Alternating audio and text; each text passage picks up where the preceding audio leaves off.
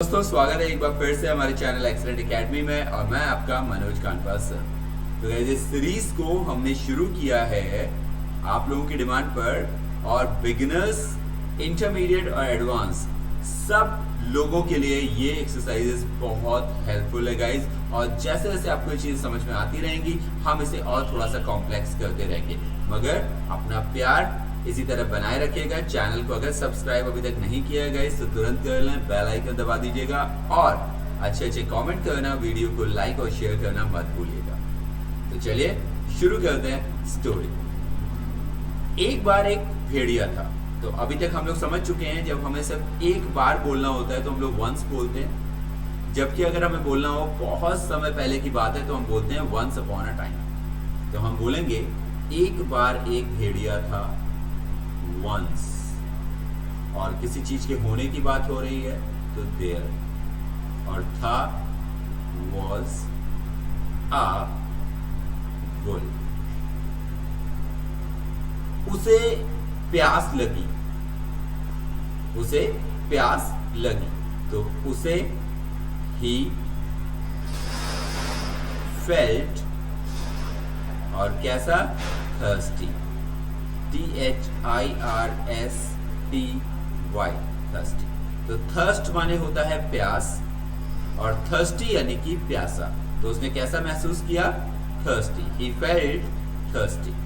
तो गाइज आपको याद होगा एनिमल्स के लिए और नॉन लिविंग थिंग के लिए हम लोग प्रोनाउन इट का इस्तेमाल करते हैं, लेकिन यहाँ पर भी हमारे पास में स्टोरी में दो एनिमल्स आने वाले हैं, इस वजह से एक एनिमल के लिए हम लोग ही का इस्तेमाल कर रहे हैं। वो एक नदी पर गया तो he went, go की second form went to a river, so he went, कहाँ गया? to a river, he went to a river, वो एक नदी पर गया। वो पानी पीने लगा, यानी कि उसने पानी पीना शुरू कर दिया। तो he started drinking water, he started। याद रखना गाइस जब हम लोग started या stopped बोलेंगे तो उसके बाद वर्ब की ing फॉर्म लगा के सेंटेंस बनाते हैं। तो he started drinking, और पानी पी रहा था वो तो water, he started drinking water।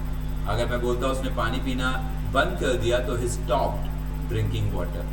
उसने स्कूल जाना बंद कर दिया, he stopped going to school। एक मेमना देखा। अब किसने देखा एक मेमना? तो यहां पर एक वर्ड मिसिंग है, उसने। तो हम मान लेते हैं he saw, और मेमने को गाइस हम लोग बोलते हैं लैम्ब, LAMB। इसमें आप B को साइलेंट करेंगे तो आप बोलेंगे lamb, he saw a lamb। वो भी पानी पी रहा था। सो यहां पर हम लैम्ब के लिए बोल सकते हैं it was, और भी के लिए also, so it was also। और पानी पीना यानी ड्रिंक करना, और ये कंटिन्यू था काम तो इट वॉज ऑल्सो ड्रिंकिंग, और पानी को हम बोलते हैं water, it was also drinking water. बहुत ही इंटरेस्टिंग स्टोरी है गाइस। भेड़िए के मुंह में पानी आ गया तो क्या उसने मेमने को देखा और उसने कहा वाह भाई वाह क्या टेस्टी मेमना है। जैसे आप कहीं जाते हैं और आपको शॉप में जैसे मेरे फेवरेट है चिकन रोल, तो मैं देखता हूँ तो मेरे मुंह में पानी आ जाता है। वैसे आपका कुछ फेवरेट होगा, वैसे भेड़िए का फेवरेट था मेमना। उसने कहा वाह भाई वाह आज तो मजा आ जाएगा, तो उसके मुंह में पानी आ गया। तो हम बोलेंगे द वुल्स माउथ और वाटर, सिंपल वाटर, क्योंकि यहाँ पर पर्टिकुलर भेड़िया है तो इसलिए हम लोग दा का इस्तेमाल कर रहे हैं वुल्फ, और का के लिए अपॉस्ट्रोफी एस लगा देंगे, माउथ। और क्या हुआ? वाटर। सुना होगा माउथ वाटरिंग। माउथ वाटरिंग यानी ऐसी चीज जिसे देख के मुंह में पानी आ जाए, जैसे यार ये जलेबियां तो माउथ वाटरिंग है, यानी इन्हें देख के तो लालच आ रही है, खाने का मन कर रहा है। द वुल्फ्स माउथ वाटर, वो मेमने को खाना चाहता था। तो फिर से वही ही चाहता था, wanted to eat, खाना चाहता था, he wanted to eat। और किसको खाना चाहता था? पर्टिकुलर है मेमना, तो द लैम। जब हम पहली बार जिक्र करते हैं तो आ, लेकिन जब बाद में उसके दोबारा से जिक्र हो तो अब वो कंफर्म हो गई ये चीज, इन पर्टिकुलर है तो the. he wanted to eat the lamb, उसने मेमने से कहा, किसने? भेड़िए ने। और भेड़िए के लिए हम लोग क्या बोल रहे हैं? he said to the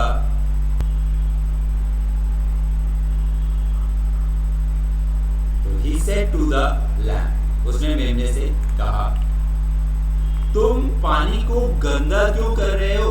अब ये क्या है? ये हमारा डायरेक्ट स्पीच है, यानी कि उसने जैसा कहा था हम उस स्टेटमेंट को बिल्कुल वैसा ही बता रहे हैं, उसे इनडायरेक्ट स्पीच नहीं बना।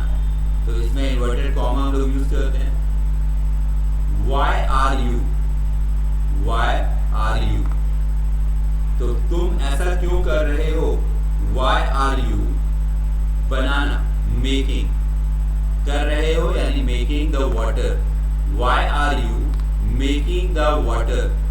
और कैसा बना रहे हो? यानी कि तुम उसे गंदा कर रहे हो, यानी कि उसमें मिट्टी आ रही है तुम्हारी वजह से, मड़ी। Why are you making the water muddy? और यहाँ पर question mark, inverted comma, close. Why are you making the water muddy? अब ये डायरेक्ट स्पीच थी। मेमने ने उत्तर दिया, तो मेमना जो है वो उसे जवाब दे रहा है। तो मेमने ने क्या कहा? The lamb replied, the lamb replied,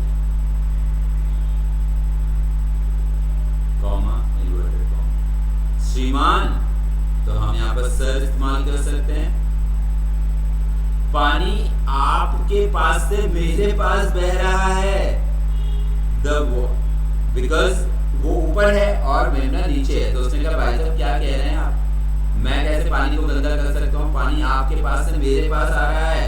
sir, the water is flowing from you to me. The water, क्योंकि पानी बह के आ रहा है। The water is flowing from you to me. पानी तो आपके पास से मेरे पास आ रहा है श्रीमान, पानी आपके पास से मेरे पास बह रहा है। The water is flowing from you to me. मैं इसे मैला कैसे कर सकता हूं? मैं इसे मैला कैसे कर सकता हूं? How can I make it muddy? How can I make it muddy? यानी पानी तो आपके पास से मेरे पास बह रहा है, मैं इसे गंदा कैसे कर सकता हूं? जैसे मैं ऐसा कैसे कह सकता हूं? How can I say that? अब भेड़िए ने कहा,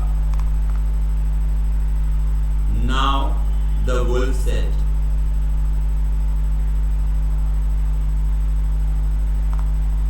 तुमने मुझे पिछले साल गाली क्यों दी थी?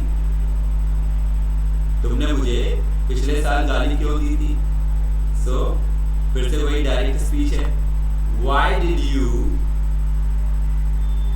abuse me? Abuse देना, गाली देना होता है abuse। Why did you abuse me? और कब? Last year। तुमने मुझे पिछले साल गाली क्यों दी?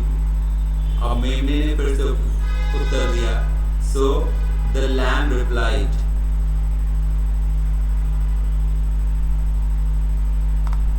मैं तो तब पैदा भी नहीं हुआ था। I was not even born then। मैं तो तब पैदा भी नहीं हुआ था। I was not even born. और कब? उस समय। then ये जो वर्ड है इवन, इसका मतलब होता है भी। इसे हम एम्फसाइज करने के लिए यूज करते हैं। इस पर भेड़िए ने फिर कहा, यानी इसने जब ये बात सुनी, जब उसने कहा कि मैं तो तब पैदा भी नहीं हुआ था, तो इस बात को सुन करके भेड़िए ने फिर कहा, at this the wolf again said, at this the wolf again said. क्या कहा है उसने? तो ये जरूर तुम्हारी मां होगी। then it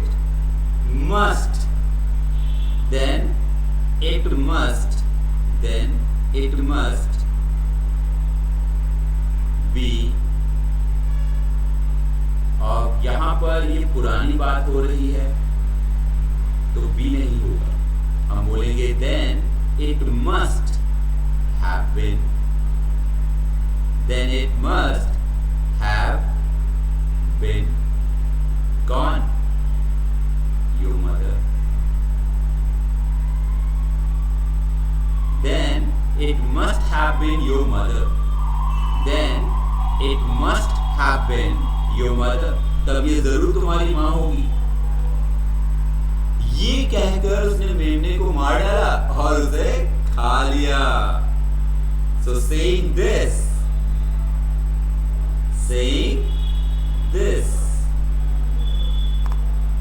he